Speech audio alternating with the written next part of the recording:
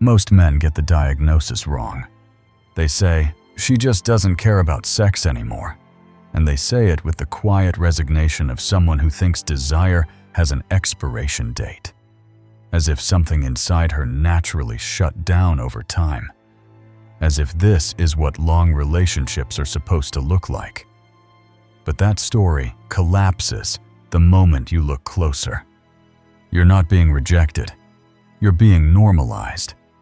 She doesn't push you away because there's no need to. You're already there, always there, predictably there. And that's the problem no one wants to name. She didn't lose her appetite. She stopped tasting you. When something is always available, the nervous system stops registering it as stimulus. It becomes background, familiar, safe, invisible. You didn't become unattractive. You became expected. And expectation kills reaction. Desire isn't polite. It doesn't care about loyalty or effort. It responds to contrast, to novelty, to things that interrupt the pattern. That's why the most confusing part for men is watching her energy spike around something new, a new environment, new people, new attention. Suddenly, she's animated, expressive, alive. And you're left wondering how the same woman who has no libido can light up so easily. If she truly had low desire, that wouldn't happen. If she were genuinely bored of sex, novelty wouldn't wake her up. But it does.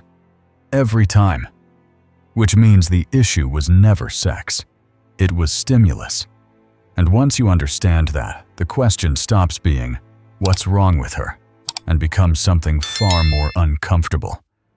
What happens to desire when you become so constant that she no longer has to react to you at all? The pattern always looks the same, which is why men stop questioning it. Sex becomes less frequent. Initiation fades. The energy between you flattens out until intimacy feels scheduled instead of spontaneous. When you ask what's going on, she reaches for explanations that sound reasonable. She's stressed, tired, overwhelmed, hormonal, and you accept them because they make sense on the surface. Life is demanding, energy is finite. But here's what those explanations never account for. Selective desire. If this were true depletion, her energy would be low across the board. Instead, it isn't.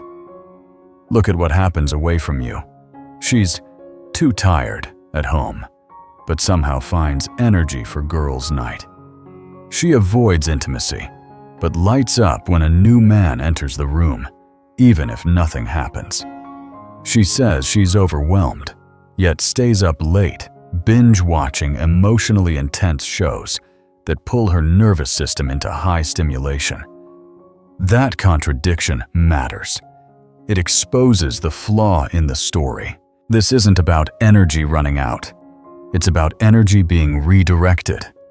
Men misread this because they focus on access instead of reaction.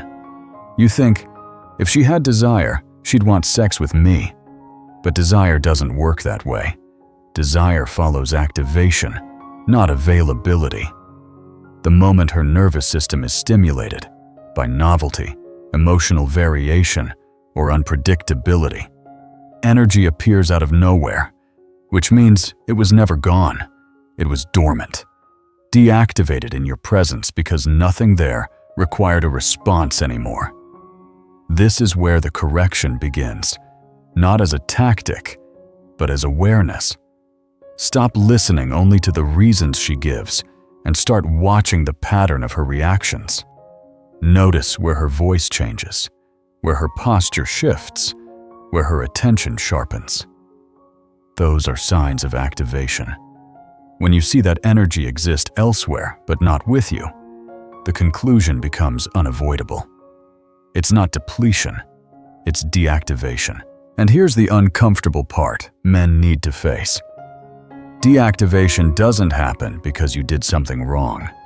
It happens because you became too consistent to register, too familiar to stimulate. The mistake isn't believing her explanations. The mistake is thinking they explain everything. They don't. They only explain why desire isn't convenient, not why it disappeared around you while remaining alive everywhere else. What you're seeing isn't emotional decline, it's neurological adaptation. The human nervous system adapts to what is always there. This is not a character flaw, it's how the brain survives. Anything that remains constant stops triggering response. The signal fades, not because it's bad, but because it's familiar. Repeated stimulus loses emotional charge. That's why desire doesn't die from exposure to sex itself. It dies from exposure to the same presence without contrast. Desire needs contrast, not access. And access is exactly what most men increase when they sense distance. Think about it in terms that have nothing to do with relationships. The same song can feel electric the first few times you hear it, then slowly dissolve into background noise by the 100th play. The melody doesn't change. Your nervous system does. The same cologne disappears from your awareness after daily exposure, even though others still smell it. Your brain filters it out to conserve energy. Presence works the same way. When someone is always there, always available, always predictable, the nervous system stops registering them as stimulus, not out of disrespect, but efficiency. This is where men misunderstand what's happening in their relationships. You think showing up more will restore connection. You increase contact, increase reassurance, increase consistency. But what you're actually doing is reinforcing the very condition that killed reaction in the first place. You're becoming permanent background. And background never triggers desire. The practical application isn't disappearance or emotional coldness, it's contrast. Contrast comes from rhythm, not neglect. From moments of absence followed by presence. From direction that doesn't revolve around her reaction. From a life that moves forward whether she's watching or not. When your presence is not constant, it regains weight. When it's not guaranteed, it becomes noticeable again. This is why desire often resurfaces after distance, breaks, or separation. Not because love returned, but because stimulus did. Contrast resets the nervous system. It reminds the brain to pay attention. Familiarity doesn't kill love, it kills reaction. And when reaction dies, desire has nothing left to work with. Constant availability feels like devotion, but psychologically, it works like erosion. When you're always reachable, always responsive, always emotionally open, you remove the very forces that create polarity. You flatten yourself without realizing it. Texting constantly turns presence into noise. Immediate emotional reassurance teaches her nervous system that nothing is ever at stake. No personal space means no tension can form, no mystery, no separation, no distance. Nothing for her attention to move toward. Availability is comforting, but comfort is passive. Polarity is active. It requires distance plus direction. Men fall into this pattern because it feels right. You think closeness is built by eliminating gaps. You think reassurance prevents loss, but what actually happens is that your emotional gravity weakens. When you orbit her, waiting for replies, adjusting moods, reacting to fluctuations, she stops orbiting you. Her attention has no reason to move because everything already moves toward her. That's not intimacy. That's collapse. This isn't about becoming cold or playing disappearance games. Emotional coldness kills connection just as fast. Withdrawal games are transparent and usually backfire. The distinction is independent gravity.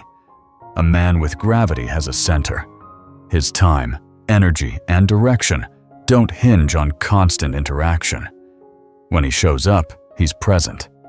When he's gone, something shifts. His absence isn't punishment, it's consequence of a life in motion. You can see the difference immediately in real life. Notice how her tone changes when you're not instantly available, but remain calm and grounded. Watch how her interest increases when plans are led, not negotiated.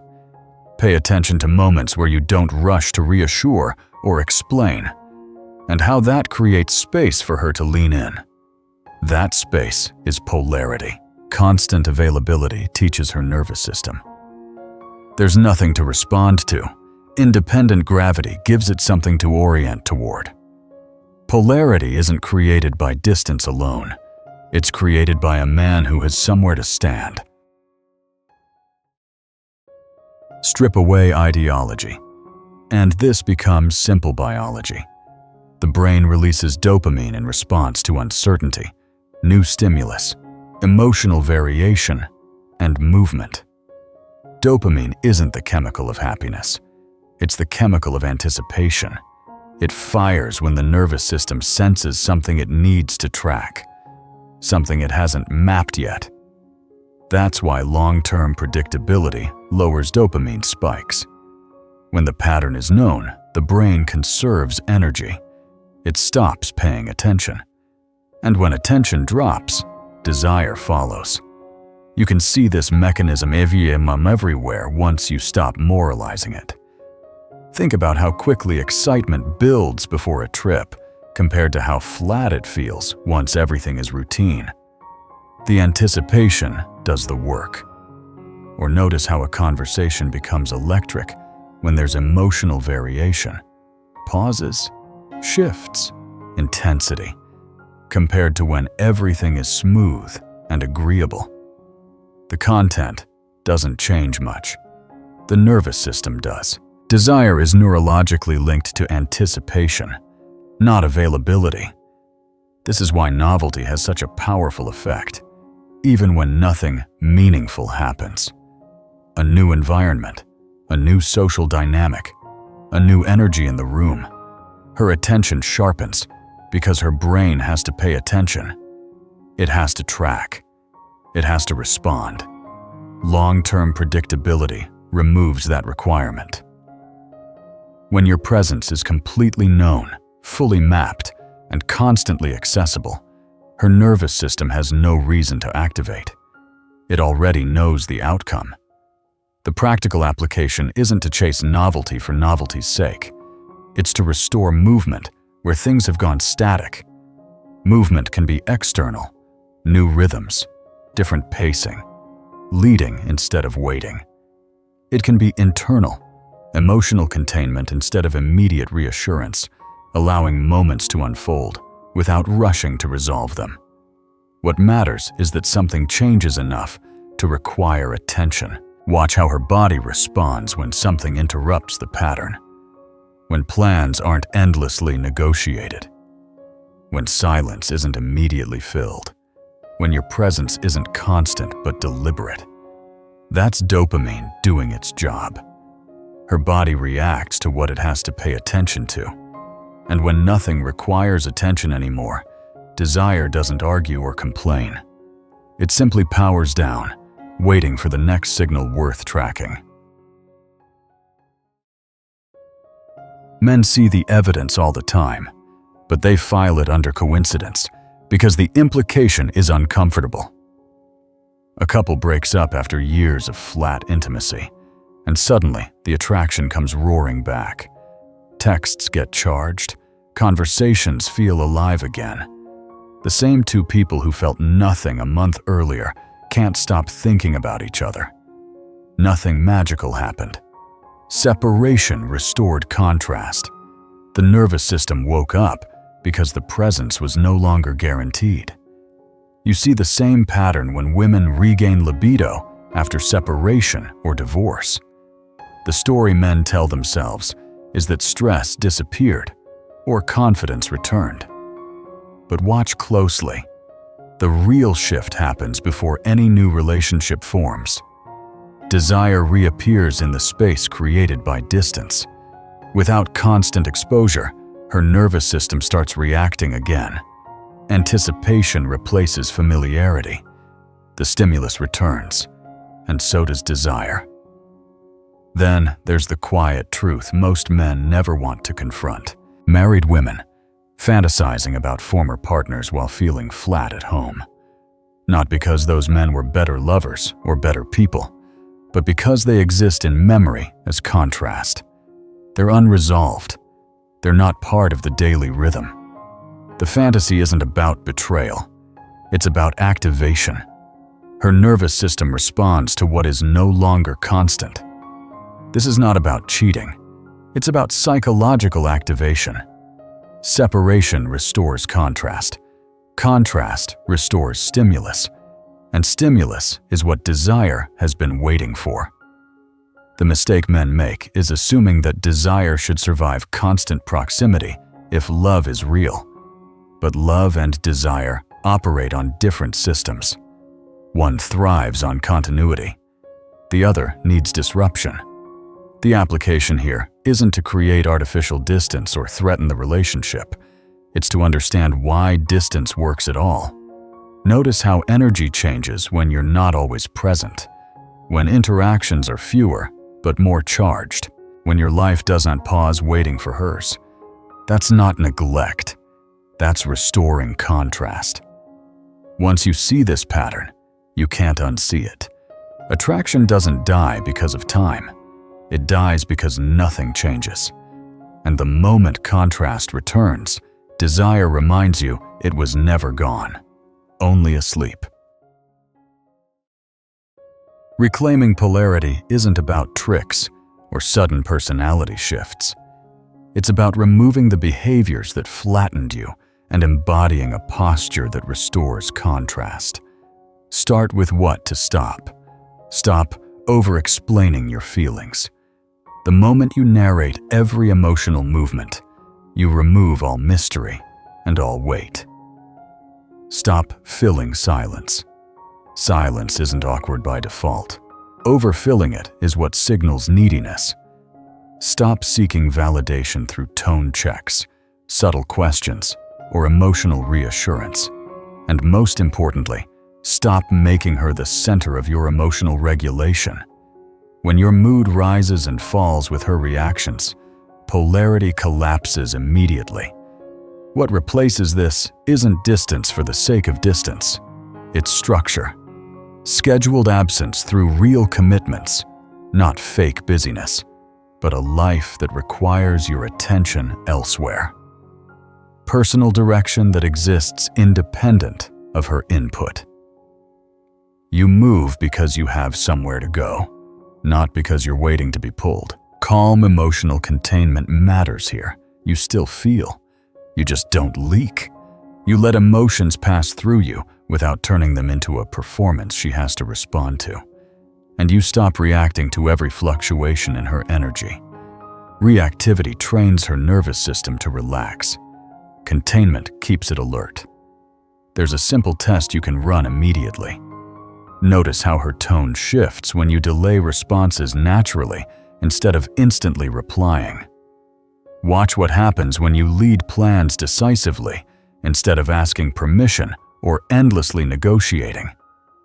Pay attention to moments of tension, disagreement, uncertainty, silence, and see how staying grounded instead of rushing to smooth things over changes the dynamic. These aren't games, they're signals. They show you whether polarity is returning. The reframe is critical. You don't increase desire by chasing. Chasing increases access, not stimulus.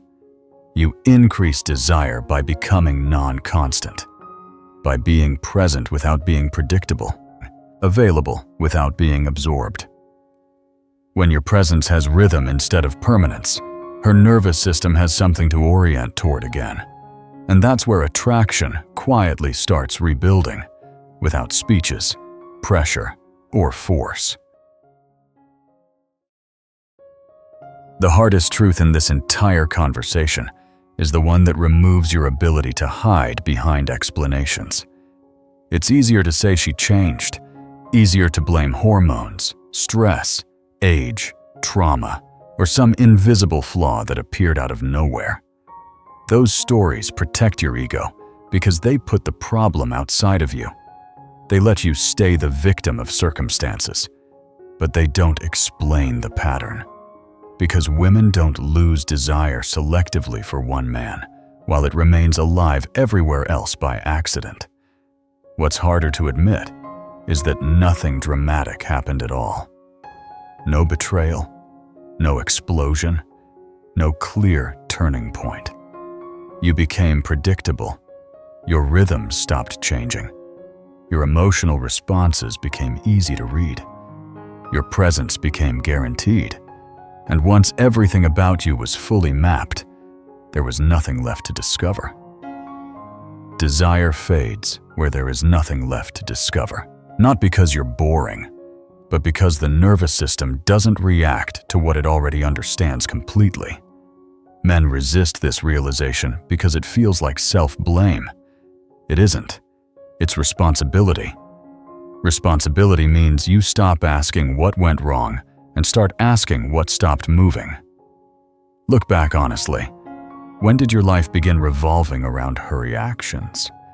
When did you start explaining instead of acting? When did your emotional world become something she could predict with accuracy? That's not love going wrong. That's polarity dissolving. You see this play out in real life constantly. Men who get left and suddenly feel desired again. Not because they improved overnight, but because the dynamic changed. Men who regain attraction when they stop performing for approval and return to their own direction. The common thread isn't manipulation or withdrawal. It's unpredictability returning naturally when a man reclaims his center. The application here isn't self-criticism, it's self-honesty. Stop diagnosing her and start observing yourself. Where did you become static? Where did you trade presence for availability? Where did you mistake being always there for being felt? Once you see it, the narrative shifts. You're no longer waiting for her to change back. You're changing the conditions that made desire impossible to sustain.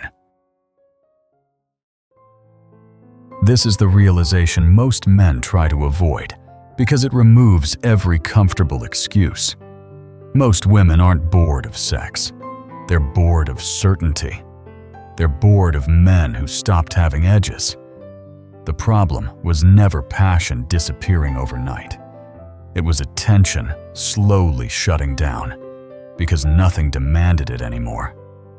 When everything becomes stable, known, and guaranteed, the nervous system stops reacting.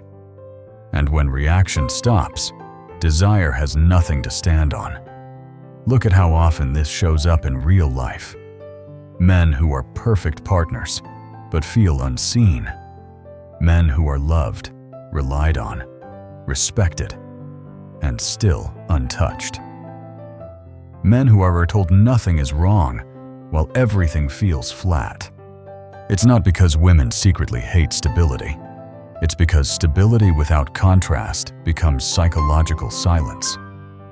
Desire doesn't live in silence.